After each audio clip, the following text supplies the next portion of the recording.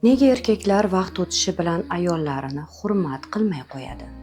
Salom, Soft Product kanalida ochiqchasiga gaplashamiz.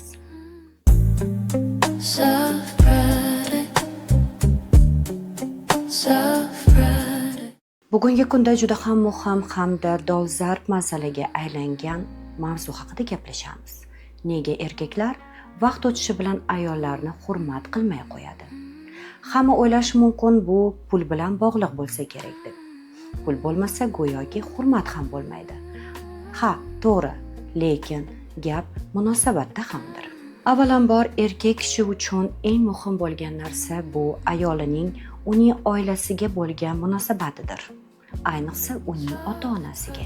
Erkak kishi uchun eng muqaddas insonlar bu uning oila a'zolaridir. Agar ayoli ularga qo'rs gapirsa, ularni mensimasa, ularga xizmat ko'rsatmasa, erkak kishining ko'ngli tobora sovib boraveradi hamda tabiiy holki unga nisbatan hurmati yo'qoladi. Ayol kishilar aytishi mumkin, men faqat haqiqatni aytyapman-ku. Lekin haqiqatni aytish bilan uni qanday aytishni farqi juda ham katta. Yana bir muhim sabablardan biri uyga kelgan mehmonlarga munosabatidir. Bizning xalqimizda mehmon o'z rizqi bilan keladi degan naql bor. Agar ayol kishi mehmonlarni yuzini burishtirib qarshi olsa, bu hech qanday erkakka yoqmaydi albatta. Mehmonga kelgan qarindoshlar, do'stlari ayolning qanday kutib olganligiga qarab erkakka munosabat qiladi albatta. Ayniqsa erkaklar krugida, ya'ni choyxonalarda erkak kishiga sen xotiningni gapidan chizgan chizig'idan chiqmas ekansan degan gaplar og'ir botadi. Lekin erkak kishi buni ko'rsatmaydi. Lekin borib ayolidan alamini oladi. Erkak kishi ham xuddi ayollardek uyda tinchlik, xotirjamlik bo'lishni istaydi. Ammo ayoli har kuni norozi bo'lib yurgan erkak uyda barakasi qochadi. Hamda tabiiy holki ayoliga nisbatan mehri qochadi.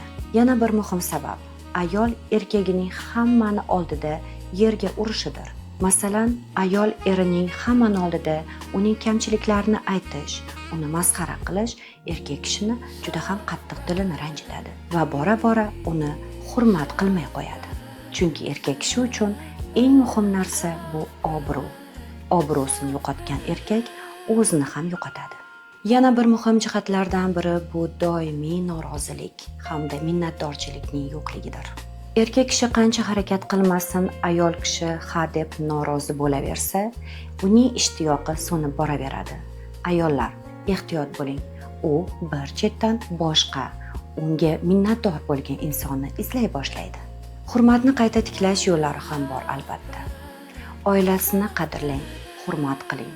Uning do'stu birodarlari oldida obro'sini ko'taring, uni ko'proq maqtang. Qilmagan ishini ham qildi deb ko'pirtirib gapiring. Chunki erkak kishi uchun eng katta kuch bu uning yonidagi maqtab, qo'llab-quvvatlaydigan ayoldir. Izohlarda yozib qoldiring. Siz munosabatlarda hurmatni saqlayapsizmi yoki uni asta-sekin yo'qotib boryapsizmi? So'z bilan salomat bo'ling. Soft product.